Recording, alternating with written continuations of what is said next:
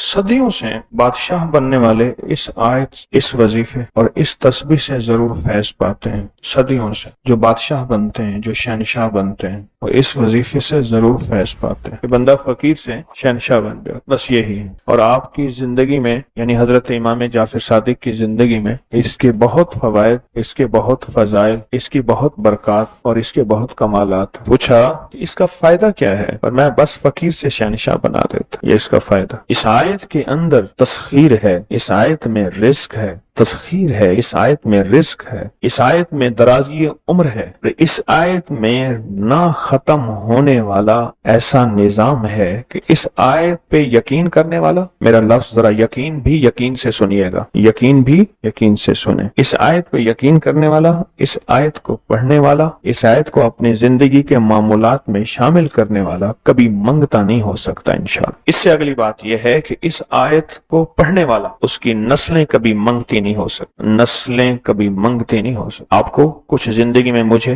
ایسے لوگ ملے ہیں کہ جو رئیس تھے، رئیس اعظم، لیکن ان کی نسلیں منگتی بن گئی، منگتی، بھکاری بن گئی، محتاج بن گئی، مفلس بن۔ اس آیت کے پڑھنے والا منگتا نہیں بنے گا۔ کیوں؟ اس آیت میں، ان دو آیات میں تونگری ہے۔ یہ امام جعفر صادق کا دوسرا قول فرما رہا، جو ان کا فرمان ہے، میں عرض کر رہا ہوں، تونگری ہے۔ اس آیت میں مال ہے، اس آیت میں درازی عمر ہے، اس آیت درازی عمر ہے، اور اس آیت میں غنا ہے، غنا۔ وَأَغْنَنِي بِفَضْلِكَ عَمَّنْ سِوَا، مجھے فضل، مجھے پتا ہے مولا میں غنی ہوں گا تیرے فضل سے۔ وَأَغْنَنِي، محنت سے نہیں، اس فکرے کو خاموشی سے غور سے سنیں۔ وَأَغْنَنِي، میں غنی ہوں گا اگر تو ہوں گا تیرے فضل سے، مجھے کلمہ نصیب ہوگا اگر ہوگا تیرے فضل سے، مجھے قبر میں نکیرین کے سوال و جواب میں آسانی ہوگی اگر تو ہوگے تیرے فضل سے، اور یہاں تک کہ اگر مجھے جنت ملے گی تو تیرے فضل سے ملے گی، جنت بھی اگر ملے گی تو تیرے فضل سے ملے گی، جنت بھی ملے گی تو تیرے فضل سے ملے گی۔ اس آیت میں،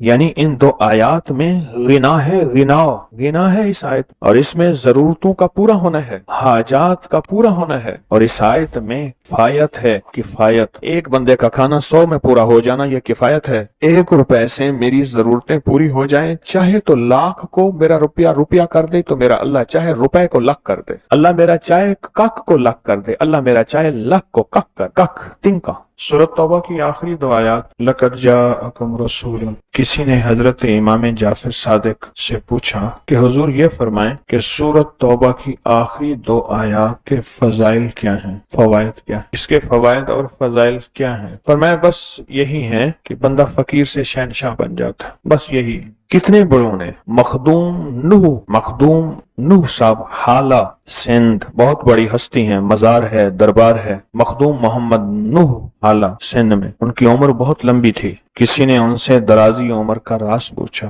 فرمانے لگے میری درازی عمر کا راز سورۃ توبہ کی آخری 2 آیات۔ مخدوم نوح دعا کیا ہے؟ وَأَغْنَنِي بِفَضْلِكَ عَمَّنْ سِوَا، اور اس کی طاقت کیا ہے اور اس کی تاثیر کیا ہے؟ دوسرا دعا ہے، آقا کی بارگاہ میں ایک شخص مقروض، پریشان، غربت اور تنگ دستیوں کا مارا ہوا، حالات کا ہارا ہوا، زندگی سے بیزار، معاشرے نے اس کو، زمانے نے اس کو چھوڑ دیا، معاشرے نے، زمانے نے چھوڑ دیا، اور حضور کی بارگاہ میں حاضر ہوا تو حضور نے فرمایا تو پڑھ، اللہم اکفنی بحلالک عن حرام، اغننی بفضلک عمن سوا، اللہم اکفنی بحلالک عن حرامک، اللہ میری کفایت فرما، کفایت فرما۔ کفایت سے مراد یہ ہے، کبھی وہ ایک بابا جی کہتے تھے کہ نہیں لوڑ بھی تھوڑ نہ ہوئے، مجھے جس چیز کی ضرورت ہو وہ ہر وقت مجھے ملتی رہے، اللہ ایسی کفایت فرما میں کسی کا محتاج نہ رہوں، ایسی کفایت فرما میں عاجز نہ بنوں، ایسی کفایت فرما ایک ایک چیز کو ترستا نہ رہوں، اللہم اکفنی بحلالک عن حرامک، پر کفایت کرنے میں میرے ساتھ حلال کے معاملے کرنا تیری تقسیم ہے، تیری ترتیب ہے، اللہ مجھے حلال بھی چاہیے، ایسا چاہیے جس میں وسعت ہو، اور ایسا چاہیے جس میں برکت ہو، اور ایسا چاہیے جو میری ساری ضرورتوں کی کفایت کرتے، ساری ضرورتوں کی کفایت کرتے۔ میرے پاس وہ حال نہیں چاہیے کہ آج ایک چیز ہے دوسری نہیں ہے، دوسری ہے تیسری نہیں ہے۔ ایک صاحب کے پاس ایجنسی تھی کہ وہ لگے ایک دفعہ میری ہم روٹی کھا رہے تھے، ایک ٹھنڈا سانس نکلا بیوی کا، میں نے کہا کیا ہوا؟ کہنے لگے کہ جب نیتا ٹھیک تھا تو کھانا نہیں تھا، اب بیماریاں روگ لگ گئے ہیں، کھانے لاجواب ہیں. اس وقت غربت تھی، تندرستی تھی، دل چاہتا تھا کھانے کو، طبیعت چاہتی تھی راحت کو. اب وہ نہیں ہے. اور جب سے یہ دعا پڑی ہے پھر رب نے وسعت کے دروازے کھولے. اس نے ایک وہ ایجنسی لی تھی جو کوئی نہیں لیتا تھا.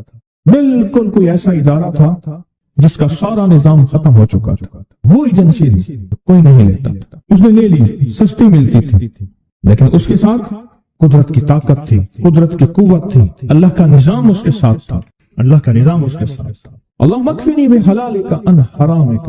میں اللہ مجھ سے تجھ سے وہ رزق نہیں مانگتا جو میرا اور میری نسلوں کی کفایت نہ کرے.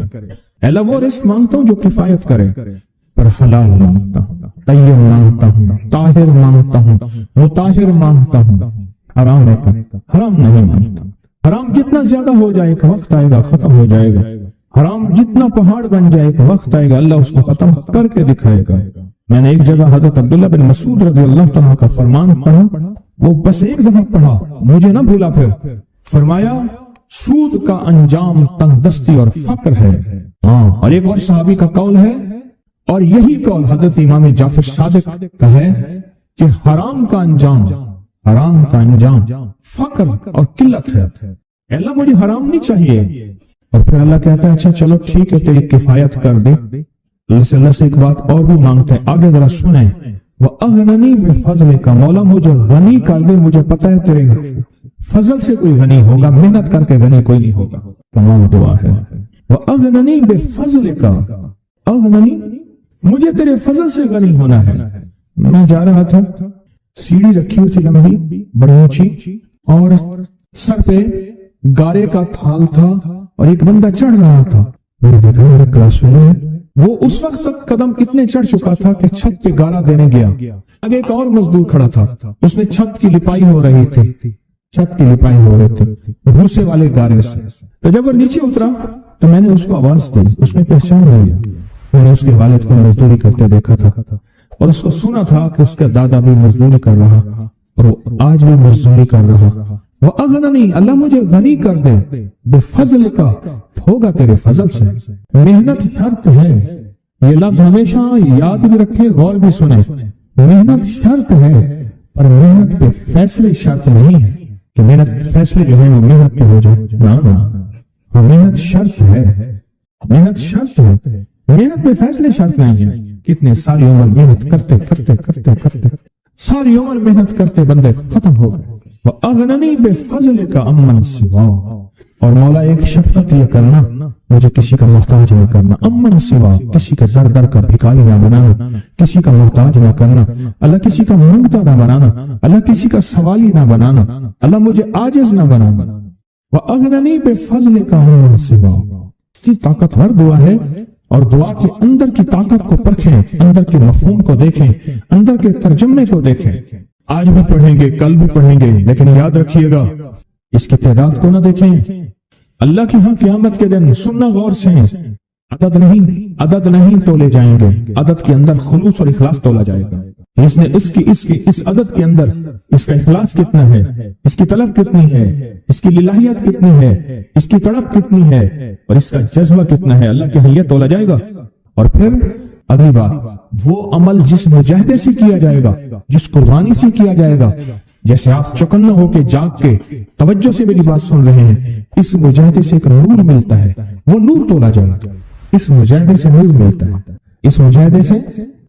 گھروں کو چھوڑا، آپ آخری عشرے کے اعتکاف میں آپ پھر اس وقت جائیں گے جب اعتکاف ختم ہو جائے گا.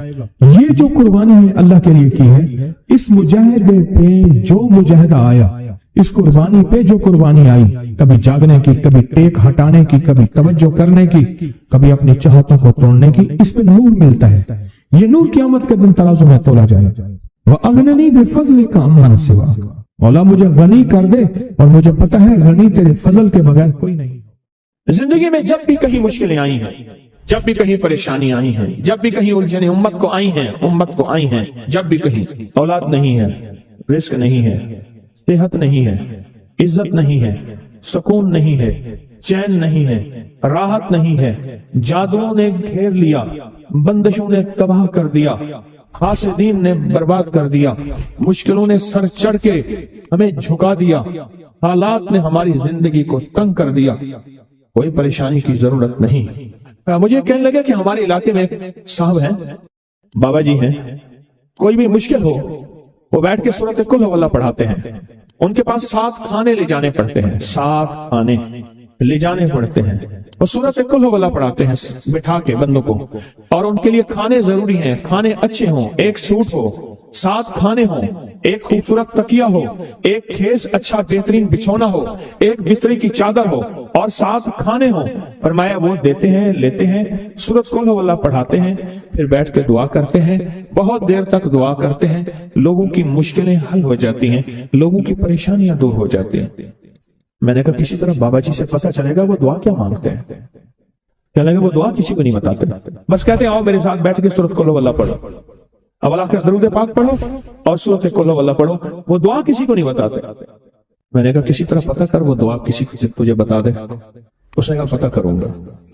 कुछ अर्से के बाद बंदा मुझे मिला, आते ही कागज दिया और कागज देकर मुझे कहने लगा आपको याद है आपने मेरी एक जिम्मेदारी लगाई थी, और वो जिम्मेदारी ये लगाई थी कि एक हमारे यहाँ बाबा जी हैं, उनके पास कोई दुनिया की मुश्किल, परेशानी, उलझने, नाकामियां, हालात, मसाइल, बेऔलादी, जादू, जिन्नात, असरात, बंदिशें, कोई भी है, वो मसले हल होते हैं। लेकिन उनकी शर्तें ये हैं, खूबसूरत तकिया लेते हैं, बेहतरीन सूट लेते हैं, बिस्तरे की चादर लेते हैं, एक खेस यानी पूरा बिस्तर लेते हैं, और कहा अगर सर्दियां तो एक खूबसूरत रजाई भी लेते हैं, और 7 रंग के खाने लेते हैं, अतर की खुशबू लेते हैं, ये लेते हैं, ये लेते हैं। वो फिर आप छोड़ के आ जाए वो उनके होते हैं, बस आपको वो दुआ दे देते हैं और बिठा के सूरत कुल हुवल्लाह पढ़ते हैं।